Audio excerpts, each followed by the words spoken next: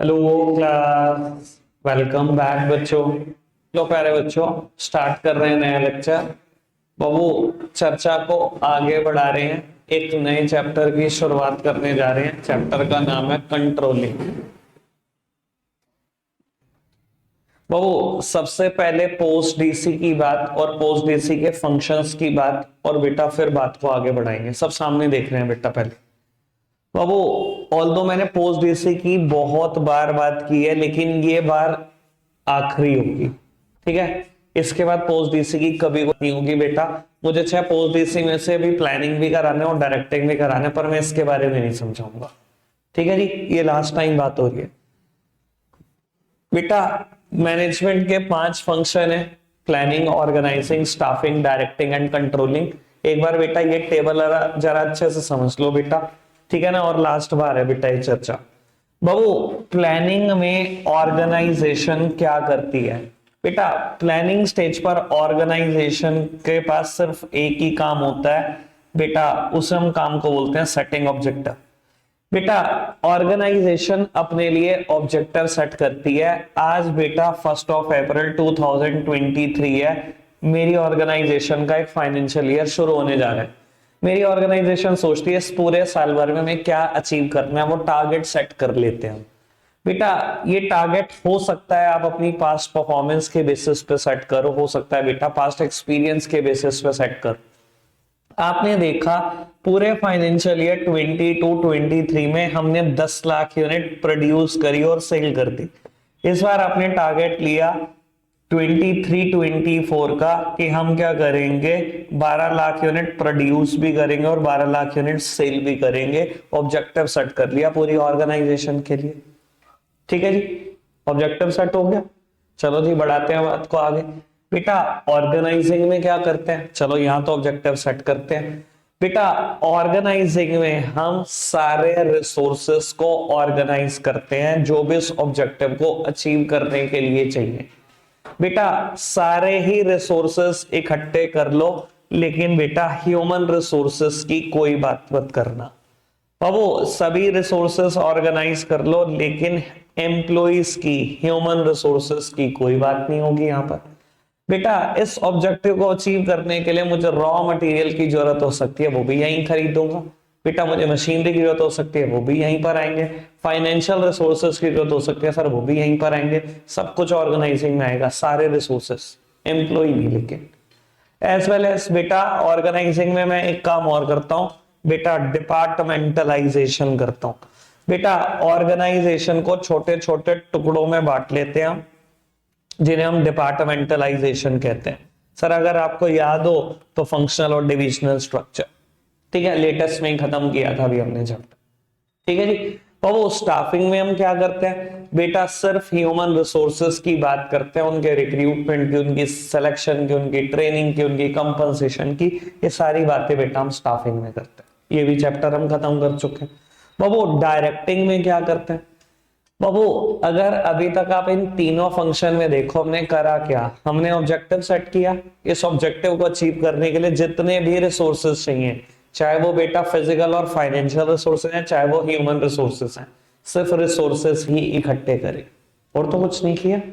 Objective set किया और resources इकट्ठे करें बेटा। हम एक्चुअल वर्किंग यहां पर स्टार्ट करते हैं, ऐसा बोला जाता है बेटा directing initiates action. That means actual working start from the directing only. मैंने यहां से एक्चुअल वर्किंग शुरू कर दी ऑर्गेनाइजेशन की, ठीक है जी। बाबू अब प्रोडक्शन स्टार्ट हो चुका है, सेल स्टार्ट हो चुके हैं, काम चल रहा है डायरेक्टिंग में। आज बेटा 31 मार्च 24 आ गया, मेरा फाइनेंशियल ईयर खत्म होना है बेटा आज, ठीक है जी।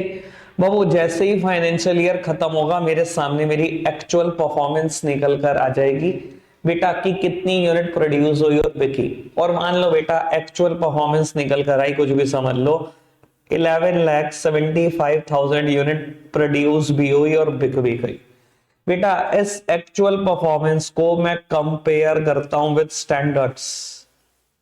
स्टैंडर्ड्स बेटा ये वही ऑब्जेक्टिव्स हैं जो मैंने प्लानिंग स्टेज पर सेट किए थे बेटा मेरी एक्चुअल परफॉर्मेंस निकल कर आई 11,75,000 यूनिट प्रोड्यूस हुई और बिकी, जबकि मेरा टारगेट कितना था, 12 लाख यूनिट प्रोड्यूस करने और बेचने का टारगेट था। बेटा जब भी मैं एक्चुअल परफॉर्मेंस को स्टैंडर्ड के साथ कंपेयर करूंगा, ये बता देगा कि कितनी कमियां रह गई हैं, ठीक है ना। और ज्यादातर बेटा ऑर्गेनाइजेशन में कमी रह जाती है। अगर एक सेकंड पॉज करो, चलो जी बाबू, एक्चुअल परफॉर्मेंस निकल कर आई। इस एक्चुअल परफॉर्मेंस को कंपेयर करनी है मैंने स्टैंडर्ड के साथ। बेटा जनरली ऑर्गेनाइजेशन अपने लिए स्टैंडर्ड इतने बड़े सेट करती है कि कुछ ना कुछ कमी का मिलना बिल्कुल जायज होता है, कोई ना कोई कमी हमेशा रह जाएगी। बेटा ये कमी रह गई, अब इसका क्या करें। बेटा अगर आपने कमी निकाल ली और उसके बाद आपने सोचा चलो कोई नहीं आगे बढ़ जाते हैं, तो बेटा एक बार ध्यान रख लेना, ये कमियां हर साल रिपीट होंगी फिर। तो बेटा कंट्रोलिंग स्टेज पे अब आप आगे नहीं बढ़ जाओगे, बेटा कहीं ना कहीं पूरा का पूरी जांच करोगे, पूरा का पूरा ऑडिट करोगे कि कमी किस वजह से रही है। और जैसे ही बेटा आपको कमी का कारण मिलेगा, कॉज ऑफ डेविएशन मिलेगा, बेटा उस कॉज ऑफ डेविएशन को करेक्ट करने के लिए अभी आज ही एक्शन लोगे कंट्रोलिंग में ही। तो वो लेट सपोज कि जब आपने ये कमी देखी है, 25,000 यूनिट कम प्रोड्यूस हुई, आपने बेटा कॉज ऑफ डेविएशन जानने की सोच ली, आपने पीछे बढ़ गए कि मेरे को तो कारण जानने है कमी रही क्यों। और बेटा कारण समझ में आता है कि एक मशीनरी है आपके यहाँ पर जो आपको बहुत तंग कर रही है, बार बार बंद हो जाती है, 2-3 दिन के बाद फिर रिपेयरिंग होती है, फिर ठीक हो जाती है, फिर चल जाती है, फिर बंद हो जाती है। इस कमी की वजह से 25,000 यूनिट कम बन पाई, क्योंकि बेटा 365 वैसे 60 दिन को चली नहीं, ये कारण है। बेटा आज आपको कॉज ऑफ डेविएशन तो पता लग गया कि मशीनरी बार बार ब्रेक डाउन होना कारण है। अगर बेटा आप इसको इग्नोर करोगे क्या होगा, अगले साल सही रहेगा सब कुछ, मशीनरी अपने आप ही ठीक हो जाएगी क्या, पड़े पड़े। तो बेटा आज करेक्टिव एक्शन ले लो, वरना ये कॉज ऑफ डेविएशन जो है ये अगले साल भी कॉज ऑफ डेविएशन में ही नजर आएगा, ठीक है ना। तो बेटा आज एक्शन लो, वो बेटा हो सकता है उस मशीन को हम ओवरहोलिंग करा ले, मैसिव रिपेयर करा ले, या बेटा हम क्या कर सकते हैं, वो उसको बिल्कुल रिप्लेस कर सकते हैं न्यू मशीनरी के साथ। तो जो भी करेक्टिव एक्शन ऑर्गेनाइजेशन सुटेबल समझेगी वो आज ही लेगी, कंट्रोलिंग में ही लेगी। समझ में आती है बेटा बात। बाबू साल खत्म हो गया, हमने करेक्टिव एक्शन भी ले लिए, पॉसिबल कॉजेज ऑफ डेविएशन भी देख लिए, बेटा साल ही खत्म हुआ है, ऑर्गेनाइजेशन नहीं। अब क्या होगा, अगेन प्लानिंग, अगेन प्लानिंग। बाबू इस बात से कोई लेना देना नहीं है कि डेविएशन आया कि नहीं आया। हो सकता है बेटा अगले साल मेरा टारगेट 14 लाख यूनिट और 14 लाख ही बन जाए, कोई डेविएशन ही नहीं आया, ठीक है। तो डेविएशन नहीं आया तो मैंने कॉजेज ऑफ डेविएशन भी जानने की कोशिश नहीं करी, मैंने कोई करेक्टिव एक्शन भी लेने की कोशिश नहीं करी। लेकिन इसका मतलब ये नहीं है कि ऑर्गेनाइजेशन बंद हो गई। सर कंट्रोलिंग के बाद आना फिर दोबारा प्लानिंग नहीं है। समझ में आती है बेटा बात। दोबारा प्लानिंग शुरू। अब बेटा प्लानिंग करेंगे हम अगले साल के लिए, नए फाइनेंशियल ईयर के लिए, 24-25 के लिए, फिर 25-26 के लिए। सारा टाइम ऑर्गेनाइजेशन में यही चलता रहता है। तो बेटा ये जो प्रोसेस है ना, ये बिल्कुल कंटिन्यूअस प्रोसेस है बेटा, ये ऑन गोइंग प्रोसेस है, ये नेवर एंडिंग प्रोसेस है। और आपके लिए सहूलियत की बात यह है बेटा, आपके कोर्स में जितना कुछ है 12th क्लास में सब कॉन्टिन्यूअस है। कोऑर्डिनेशन वो कॉन्टिन्यूअस, मोटिवेशन प्रोसेस वो कॉन्टिन्यूअस, जो मर्जी पढ़ लो सब कॉन्टिन्यूअस है। क्लियर है बेटा बात। बाबू चर्चा को शुरू कर रहे हैं हम यहाँ से, ठीक है ना। कंट्रोलिंग आज मैंने शुरू करना है, कोशिश करेंगे 1.5 से 2 टॉपिक हम करके जाएं। चैप्टर 2 या 3 ही दिन लेगा, उसके बाद बेटा केस स्टडीज पर आ जाएंगे, ठीक है जी। सब सामने देख रहे हैं बेटा, अभी आपको किसी नोट्स की रिक्वायरमेंट नहीं है, सब सामने देखो।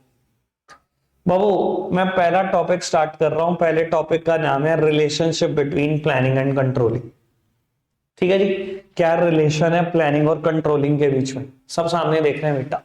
बाबू relationship between planning and controlling को ना 2 पार्ट में डिवाइड किया गया है। सबसे पहली बात, आ जाओ तू भी आई जाज आकाश बस कर बेटा। Relationship between planning and controlling के 2 पार्ट है। पहला है interdependence between planning and controlling. Interdependence मतलब कैसे बेटा प्लानिंग और कंट्रोलिंग एक दूसरे के ऊपर डिपेंडेंट है। और दूसरी बात बेटा difference between planning and controlling, कैसे प्लानिंग और कंट्रोलिंग एक दूसरे से अलग है। तो बेटा जब ये टॉपिक शुरू होता है interdependence between planning and controlling, यहां पर भी 2 हेडिंग है, और difference between planning and controlling, यहां पर भी 2 हेडिंग है। कुल मिला के 6 हेडिंग लिखनी है मुझे जब ये पेपर में टॉपिक आएगा relationship between planning and controlling. पहली हेडिंग लिखूंगा interdependence between planning and controlling, फिर इसके अंदर 2 सब पार्ट है, ऐसे ही डिफरेंस उसमें भी 2 सब पार्ट है। ठीक है जी बाबू, पहला सब पार्ट क्या बोलता है, कहता है planning is meaningless without controlling. ठीक है जी बाबू, मतलब हिंदी में मतलब कहता है प्लानिंग का कोई मतलब ही नहीं है अगर कंट्रोलिंग नहीं है। यानी कि बेटा मैनेजमेंट के प्रोसेस में से मैंने क्या करा, इस बार कंट्रोलिंग को निकाल दिया। कहता प्लानिंग का भी कोई मतलब नहीं रहेगा अगर आप कंट्रोलिंग निकाल दोगे। सही कह रहा है ये बात, मुझे साबित करनी है, तो चलो जी साबित करते हैं बेटा। बाबू मैं कहता हूं आपके साथ ऐसा ही हुआ, आपने अपने लिए ना एक स्टैंडर्ड सेट किया बेटा। ठीक है, आप 12th क्लास में ऐसा प्लान करते हैं तो आप भी प्लान कर रहे हो, आपने अपने लिए ऑब्जेक्टिव सेट किया कि यार मुझे 95% या 97% या 98% मुझे इतना सिक्योर करना है। ठीक है जी बाबू, आप अपने लिए प्लान करो, और बेटा मान लो कोई आपको ये कह दे कि बोर्ड के पेपर तो होने नहीं है, बस प्लान कर सकते हो आप, बोर्ड के पेपर नहीं होंगे इस साल, पढ़ोगे आप पूरे पूरे साल सीरियस होकर? कोई पढ़ेगा अगर कंट्रोलिंग निकाल दी जाए? अगर कोई मॉनिटर ही ना करे आपको, कोई भी पढ़ेगा क्या सर? कोई नहीं पढ़ेगा। सेम बात ऑर्गेनाइजेशन में भी है बेटा। बाबू एक पर्सन आया ऑर्गेनाइजेशन में, आज उसका फर्स्ट डे है, उसको बोल दिया तेरे लिए टारगेट है रोज 20 यूनिट, तेरे लिए स्टैंडर्ड है। उसको बता दिया गया, वो बहुत सीरियस हो गया। पहले दिन उसने 20 यूनिट बनाई, जाने लगा, उसने देखा कोई चेक ही नहीं कर रहा मुझे कि मैंने 20 यूनिट बनाई है क्या नहीं, चला गया 20 यूनिट बनाकर। अगले दिन फिर वो सीरियस रहा, उसने फिर 20 यूनिट प्रोड्यूस करी, पर उसने देखा आज भी कोई चेक नहीं कर रहा। तीसरे दिन से 20 बनाएगा? सर ये देखने के लिए कि प्लानिंग कितनी सक्सेसफुल हो रही है, we need the process of controlling in order to finding out whether the planning is successful or not. We need the process of controlling. Beta, if controlling is taken away from the management, then no person in the enterprises work seriously according to the plan, and plan will surely fail. बेटा एक आदमी को आप कहोगे ना सिर्फ objective objective, तेरी कभी भी एक्चुअल परफॉर्मेंस चेक नहीं होगी, सर कोई नहीं करेगा काम, कोई करेगा ही नहीं काम। क्यों करेगा कोई काम? सर आप पढ़ना चाहोगे? कोई मतलब ही नहीं है।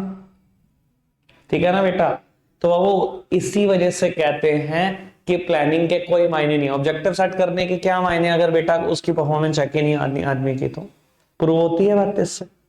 समझ में आते हैं कैसे planning is meaningless without controlling? आगे बढ़ाए बात को, चलो जी बेटा। सेकंड हेडिंग क्या है, कहता है controlling is blind without planning. बेटा कंट्रोलिंग अंधा है प्लानिंग के बिना, और सच में है। इधर देखना प्लीज मेरी तरफ। बाबू अंडर कंट्रोलिंग हम क्या करते हैं, एक्चुअल परफॉर्मेंस को कंपेयर करते हैं विद स्टैंडर्ड्स, और ये वही स्टैंडर्ड्स हैं जो प्लानिंग में सेट हुए थे। अगर बेटा प्लानिंग ही नहीं होगी, there would be no standard, there is only a actual performance. तो मुझे कैसे पता लगेगा whether my actual performance is proceeding in the right way और not, whether my actual performance is sufficient or not? मैं कहता हूं आपने अपने लिए कोई ऑब्जेक्टिव सेट नहीं किया, बोर्ड के एग्जामिनेशन हो गया, आपका रिजल्ट आ गया, किसी के बच्चे का नंबर है 94%, उसे कैसे पता लगे सफिशिएंट है या इनसफिशिएंट? पर अगर मैं कह दूं स्टैंडर्ड है 95 का, तो भी बता दोगे आप कमी रहेगी 1% की, और मैं कह दूं स्टैंडर्ड है 92 का, तो भी बता दोगे आप कि 2% ज्यादा ही आ गए। बेटा एक्चुअल परफॉर्मेंस को कंपैरिजन के लिए स्टैंडर्ड चाहिए, और अगर स्टैंडर्ड ही नहीं है तो बेटा एक्चुअल परफॉर्मेंस इज ब्लाइंड, वो नहीं बता सकता कि ये सफिशिएंट है कि नहीं है, या इनसफिशिएंट है, या कितने परसेंट से इनसफिशिएंट है। सेम बात ऑर्गेनाइजेशन में एम्प्लॉय के लिए कोई स्टैंडर्ड नहीं है। एक दिन वो 17 यूनिट बना के गया, अगले दिन वो 25 बना कर गया। Sir how do we know कि 17 सफिशिएंट है या 25? अगर कोई स्टैंडर्ड होगा तभी तो बता सकते हो actual performance is proceeding in the right way और नॉट। ठीक है ना बेटा, तो वो कहता है controlling is blind without planning. तो बेटा लगता है हाँ बिल्कुल सही बोल रहा है। कंट्रोलिंग तो बिल्कुल ही अंधा हो जाएगा अगर स्टैंडर्ड ना दिए गए, कोई बता ही नहीं पाएगा सफिशिएंट काम हो रहा है कि नहीं। क्लियर है बेटा, दोनों बातें समझ में आती है। चलो जी बेटा आगे की बात करते हैं, difference between planning and controlling. बेटा पहली बात इसमें समझनी आसान है, दूसरी बात समझनी थोड़ी सी औखी है, इसलिए आराम से सुनना हो समझना। बेटा पहली बात कहती है planning is looking ahead whereas controlling is looking back. कहता है प्लानिंग आगे देखना है, whereas controlling is looking back. ये कोई भी समझा देगा, कोई भी खुद लिख देगा, शायद मैं ना भी बोलूं तब भी लिख दोगे आप इसको। बेटा why planning is looking ahead? बेटा plans are always made for the future, never done for the past. आज आप 1 अप्रैल 23 को बैठकर ये सोच रहे हो 23-24 में क्या करना है, पीछे जाने की कोई नहीं सोच रहा होता। जो चला गया समय वो वापस नहीं आता। सर आप जब बैठे हो ना अभी आप 3 महीने के बारे में सोच रहे हो, भाई साहब मेरे 3 महीने में बोर्ड है या 2 महीने में बोर्ड है, मैंने क्या करना है। You are planning for the future, that's why planning is looking ahead. कहता है whereas controlling is looking back. Why controlling is looking back? क्योंकि बेटा under controlling we compare the actual performance with standards, और ये वही standards हैं जो past में सेट हुए हैं, जो 1 साल पहले सेट हुए हैं। तो पीछे झांक ही तो रहा हूं मैं प्लानिंग की तरफ कि क्या थे मेरे लिए स्टैंडर्ड 1 साल पहले क्या थे। तो बेटा उस एक्चुअल परफॉर्मेंस को कंपेयर करने के लिए आपको स्टैंडर्ड की जरूरत पड़ती है, और वो स्टैंडर्ड पास्ट में सेट हुए होते हैं, तो आप जिंदगी में पीछे ही झांकते हो क्या हुआ था। समझ में आती है बेटा बात, कैसे प्लानिंग लुकिंग अहेड है, कैसे कंट्रोलिंग लुकिंग बैक है। अब ये लास्ट बात समझ लो तो बेटा टॉपिक आराम से फिर खत्म हो जाएगा। यही बात मुश्किल है समझनी। बेटा कहता है planning is looking back whereas controlling is looking ahead. कहता है प्लानिंग पीछे देखना है और कंट्रोलिंग आगे देखना है। अब भाई ये क्या बात हो गई, अभी तो हमने पढ़ा प्लानिंग लुकिंग बैक है और प्लानिंग लुकिंग अहेड है और कंट्रोलिंग लुकिंग बैक है। बेटा प्लानिंग भी लुकिंग बैक है और कंट्रोलिंग भी लुकिंग अहेड है। कैसे सुनना बाबू, कंट्रोलिंग में क्या होता है, हम एक्चुअल परफॉर्मेंस को कंपेयर करते हैं विद स्टैंडर्ड, और बेटा कुछ ना कुछ डेविएशन आते हैं। डेविएशन के हम कोज भी एनालाइज करते हैं, लेकिन बेटा उन कोजेस को करेक्ट करने के लिए मैं आज ही करेक्टिव एक्शन लेता हूं। इधर देखना प्लीज मेरी तरफ बाबू, ये जो मैं करेक्टिव एक्शन ले रहा हूं ये बेटा फ्यूचर के लॉसेस को प्रिवेंट करने के लिए तो ले रहा हूं। क्या इस साल के लॉसेस प्रिवेंट हो सकते हैं इस एक्शन से? भैया इस साल मुझे 25,000 यूनिट का लॉस हुआ मेरे हिसाब से, मेरे टारगेट के अकॉर्डिंग। अगर मैं करेक्टिव एक्शन ले रहा हूं, मशीन को आज ठीक करा रहा हूं, मैसिव रिपेयर करा रहा हूं, ओवरहोलिंग करा रहा हूं या रिप्लेस कर रहा हूं, कुछ भी कर रहा हूं, ये किस लिए कर रहा हूं? टू प्रिवेंट फ्यूचर लॉसेस, कि अगले साल से लॉस ना हो, या मैं इस साल का लॉस कोप अप कर पाऊंगा। भैया जो समय गया वो वापस नहीं आता। आप आगे ही तो देख रहे हो कि आने वाले सालों में नुकसान ना हो जाए, या पीछे देख रहे हो? आगे तो देख रहे हो। That's why controlling is looking ahead. समझ में आता, कंट्रोलिंग भी आगे देखना है। क्लियर है बेटा बात? Why planning is looking back? बेटा plans are always made on the basis of past experience और पास्ट परफॉर्मेंस। कहीं ना कहीं प्लानिंग में भी पीछे झांकना पड़ता है। देखो मैं आपको एक बात बताता हूं, एक बच्चा है जो 10th क्लास तक ना टॉपर रहा है, तो पेरेंट्स की एक्सपेक्टेशन भी वैसे है। इस बार पेरेंट्स उसके प्लान कर रहे हैं कि यार हमारा बच्चा 90s में लाएगा मार्क्स 11th क्लास में, और मैं कहता हूं क्योंकि वो साइड बदली और कुछ ऐसा हो गया उसके साथ, उसके नंबर आ रहे 40%, बहुत मस्त से पास हुआ। ठीक है जी, अब 12th क्लास आ गई, उसके पेरेंट्स दोबारा प्लान कर रहे हैं। अब मुझे बताना कैसी प्लानिंग होगी? अब 90% की होगी। अब पेरेंट्स प्लान कर रहे हो बस तो पास हो जाओ, बस तो पास ही हो जाओ, इतना कर ले। क्यों बेटा? प्लानिंग हमेशा पास्ट एक्सपीरियंस पास्ट परफॉर्मेंस के बेसिस पे होती है, पीछे झांकना पड़ रहा है। ठीक है ना? या मैं यही बात बोलूं बेटा, ऑर्गेनाइजेशन का फर्स्ट ईयर ऑफ ऑपरेशन है, पहले साल में कोई क्लैरिटी नहीं है, बोर्ड ऑफ डायरेक्टर ने टारगेट लिया 50 लाख यूनिट बनाने का और बेचने का। ठीक है, और बेटा एक्चुअल परफॉर्मेंस आई 10 लाख यूनिट बनी और बिकी। टारगेट कितना था? 50 लाख, बनी बिकी कितनी? 10। बोर्ड ऑफ डायरेक्टर को समझ में आ गया यार हमने बहुत ज्यादा ओवर एस्टिमेशन कर लिया, बहुत ओवर एस्टिमेट कर गए हम, ना तो हमारी मशीनरी की वो कैपेबिलिटी है ना ही हमारे एम्प्लॉइज की वो कैपेबिलिटी है। अब अगले साल के लिए प्लान कर रहे हो, सेकेंड ईयर के लिए, अब बताओ टारगेट क्या होगा? 12-15 लाख? अब कोई नहीं कहेगा ना 40 लाख होगा। सर क्या यूज किया आपने प्लान करते time? Past experience, past performance कोई तो यूज किया। झांकना पड़ता है ना कभी कभी पीछे भी प्लान करते time. That's why planning is looking back. क्या समझ में आती है बात? पक्का से? बाबू रीड करने के लिए 3 मिनट है, 3:30 बजे नया टॉपिक शुरू करेंगे, फटाफट से पढ़ना। बाबू सामने देखो, सामने मेरी तरफ। बेटा कंट्रोलिंग प्रोसेस स्टार्ट कर रहे हैं और टारगेट ये है कि कंट्रोलिंग प्रोसेस में 2 से 3 स्टेप आज पढ़कर जाने हैं। ठीक है जी बेटा। कंट्रोलिंग प्रोसेस क्योंकि प्रोसेस है इसलिए बेटा सीक्वेंस में लिखेंगे पेपर में। शुरू के 3 स्टेप में लिख रहा हूं, आराम से सुनना और समझना। बेटा पहला स्टेप कहता है, अगर आप नोट्स देखोगे, सेटिंग परफॉर्मेंस स्टैंडर्ड।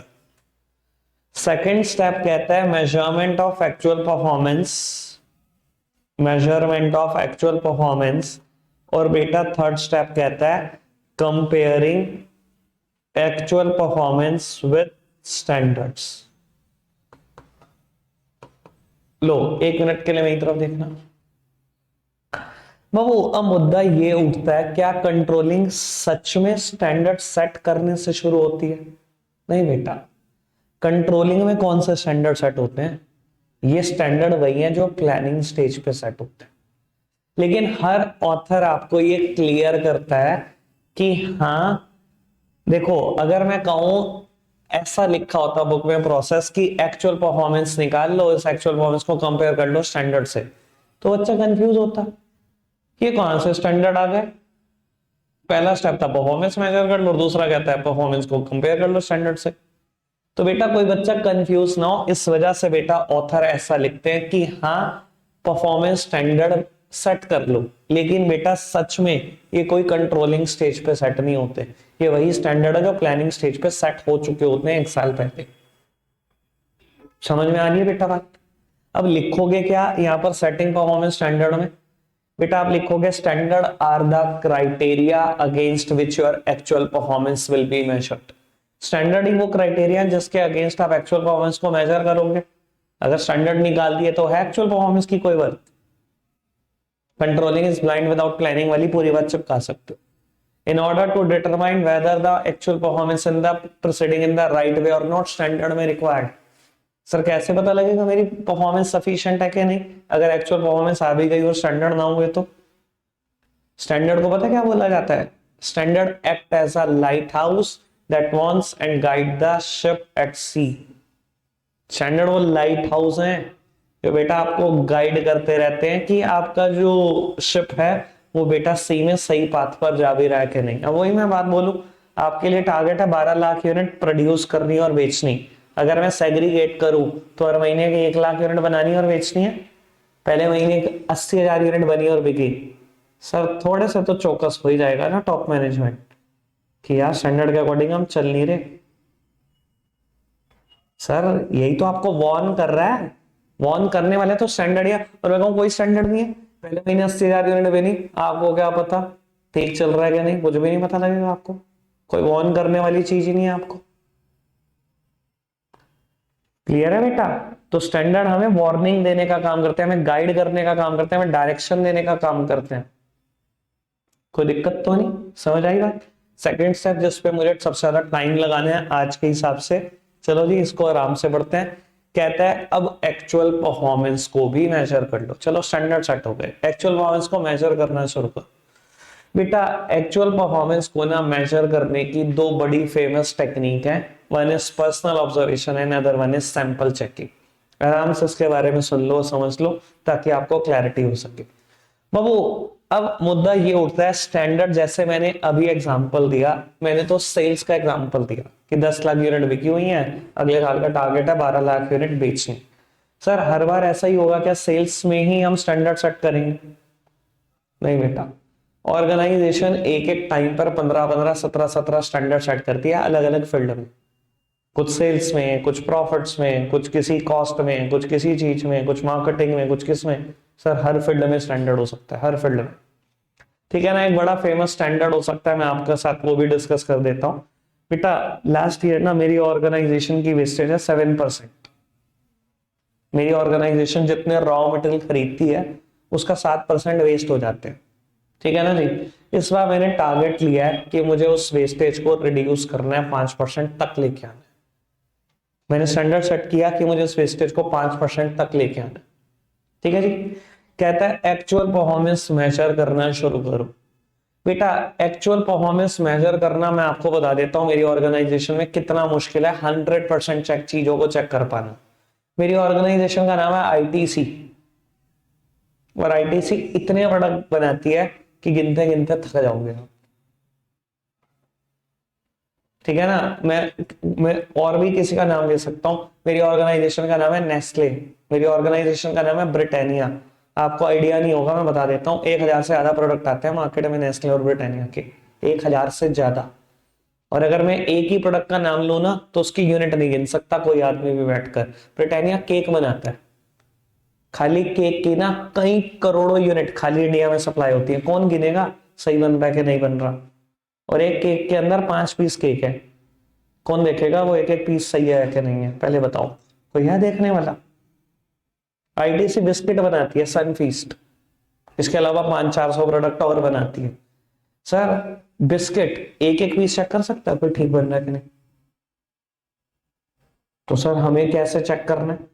कहता है 2 टेक्निक है आपके पास, one is sample checking, other one is personal observation.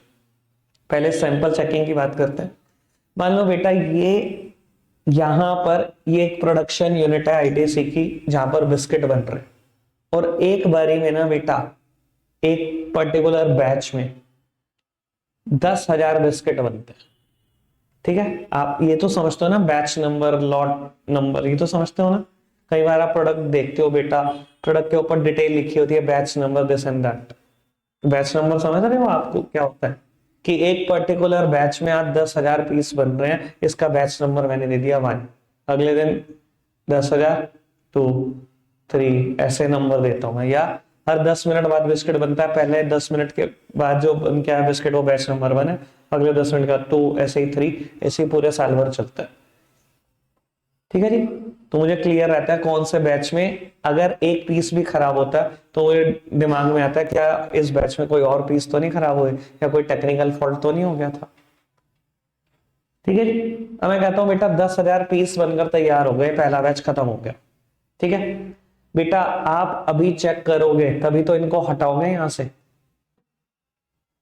तभी तो इस प्रोडक्शन यूनिट से हटा सकते हो, तभी तो अगला बैच तैयार होगा।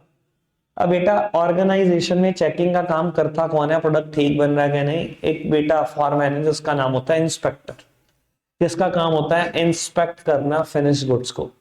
ठीक है जी। अब बेटा क्या वो एक एक बिस्किट उठाकर देखे 10,000, तो बेटा बस फिर तो अगला बैच भी कभी नहीं बन सकता, 2-3 दिन तो नहीं बन सकता अगर वो एक एक पीस ऐसे उठाकर देखेगा 10,000 पीस। तो बेटा वो जो टेक्निक इस्तेमाल करता है उसका नाम है सैंपल चेकिंग। उसने कुछ नहीं करना बेटा, 2-3 इंस्पेक्टर हो सकते हैं ऑर्गेनाइजेशन में, सबने मिलके क्या करा 20-20 यूनिट 30-30 यूनिट कुल मिलाकर चलो बहुत हद तोड़ ली तो 100 यूनिट चेक कर देंगे। 100 यूनिट उन्होंने चेक कर दी और पता लगा जी 2 खराब बनी या 3 खराब बनी। उन्होंने कहा चलो पहले बैच में 3 खराब बनी, अगला बैच, अगले बैच में देखा 4 खराब बनी, चलो जी अगला बैच, अगले बैच में 5 खराब बनी। 100 यूनिट चेक कर रहे हैं, 10-10 हजार कोई नहीं कर सकता। रैंडमली कोई भी 100 उठा लेते हैं, 3 इंस्पेक्टर हैं मिलाकर 100 उठा लेते हैं। अब उन्होंने देखा एक बैच में 3 खराब, एक में 4 खराब, एक में 5 खराब, उन्होंने कहा यही रिजल्ट है, यानी कि एवरेज इस बार वेस्टेज की 4% है, खत्म। 100% यूनिट कोई नहीं चेक कर सकता बेटा। ठीक है ना। मैंने पिछली बार एक और एग्जांपल दिया था आपको अगर याद हो तो, सैंपल चेकिंग का, अपने हिसाब से बताया था बेटा। बैंक में आज की तारीख में एक छोटी भी ब्रांच में 10-10 लोग काम करते हैं, पूरा साल वो काम करते हैं। अप्रैल मंथ में हमें ऑडिट आता है सीएस को आरबीआई की तरफ से, इस ब्रांच का ऑडिट कर दो। 5-7 दिन मिलते हैं ब्रांच का ऑडिट करने के लिए। अब सोचो 10 स्टाफ ने मिलकर जो काम किया है पूरे साल भर में, आप उम्मीद करते हो एक चार्टर्ड अकाउंटेंट और उसकी 2-4 बंदों की टीम वो 5 दिन में 365 दिन का काम चेक कर देगी? आप खुद बताओ सोचकर, प्रैक्टिकली पॉसिबल है 100% चीजों को चेक करना? सर हम भी वहां पर जाकर क्या करते हैं, सैंपलिंग ले लेते हैं। मान लो ये ब्रांच बहुत बड़ी है और ठीक ठाक डिपॉजिट्स है, कई हजारों करोड़ के डिपॉजिट आए हुए हैं इस साल में, तो मैं क्या करता हूँ, मैं अपने स्टाफ को बोलता हूँ मेरे लिए हाई वैल्यू ट्रांजैक्शन है 1 करोड़, जहां भी 1 करोड़ से ज्यादा का लोन हुआ हुआ है ना 100% ट्रांजैक्शन को चेक कर दो। और जहां कहीं भी लोन, कुछ भी समझ लो, 1 करोड़ से 50 लाख के बीच में ऐसी ट्रांजैक्शन को 25% चेक कर दो। और जहां 50 लाख से कम के लोन है सिर्फ 10% ट्रांजैक्शन चेक कर दो, बहुत है। ऐसे ही जहां एक सिंगल डिपॉजिट, एक ही बारी में डिपॉजिट 10 लाख से ज्यादा क्या आया हुआ है, ऐसी ट्रांजैक्शन को 100% चेक कर दो। क्या 5 से 10 लाख आए 25%, 5 लाख से नीचे के डिपॉजिट को 10%, 5%, 2%, 3%, जितना मेरा मन करेगा उतना चेक करा लो। हो गई सैंपलिंग। 100% तो कोई नहीं कर सकता चेक 5 दिन में। समझ में आ रही बेटा बात? कोई दिक्कत तो नहीं? तो बेटा दूसरी टेक्निक पर्सनल ऑब्जर्वेशन क्या होती है? ये बेटा जनरली प्रोडक्शन को काउंट करने के लिए इस्तेमाल होती है कि आज दिन भर में कितना प्रोडक्शन हो गया। तो वो प्रोडक्शन यूनिट पे चीजें बनती गई, ठीक है ना, और वो छोटी छोटी ट्रॉली का हेल्प लेकर बेटा गोडाउन में स्टोर होने के लिए जाती रही। अब बेटा सुपरवाइजर गिन रहा है कि आज कितनी यूनिट बन गई। अब वो ये नहीं करता बेटा हर 2 मिनट के बाद आ जाएगा और गिनना शुरू कर दे। वो बेटा एक्चुअल परफॉर्मेंस को तभी मेजर करना शुरू करेगा जब टोटल वर्क कंप्लीट हो जाएगा। 5 बजे सारे एम्प्लॉइज ने प्रोडक्शन यूनिट छोड़ दी और बेटा बाहर निकल गए। उसने क्या करा, गोडाउन खोला, उसने कहा अच्छा गिननी है टोटल यूनिट कितनी बनी। अब ऐसे वो भी नहीं गिनेगा 1 2 3 4 5 6, पागल हो जाएगा। वो पर्सनल ऑब्जर्वेशन लगाएगा। उसने क्या किया, उसने कहा अच्छा ये 1 पेटी पड़ी है, ये 2, ये 3, ये 4, ये 5, 10 पड़ी है। और ऐसे कितनी लाइन पड़ी हुई है, 1 2 3 20 लाइन बनी हुई है भाई, 200 यूनिट है बस, ताला लगा दो गोडाउन में, 20 गुना 10, चलो। समझ में आ रही बेटा बात? कोई दिक्कत तो नहीं? तो वो हम एक्चुअल परफॉर्मेंस को मेजर करने की 2 टेक्निक का इस्तेमाल करते हैं, one is sample checking and other one is personal observation. ठीक है, 2 हेडिंग पढ़ लो, रखते हैं आज के लिए इतना ही है, बाय बाय।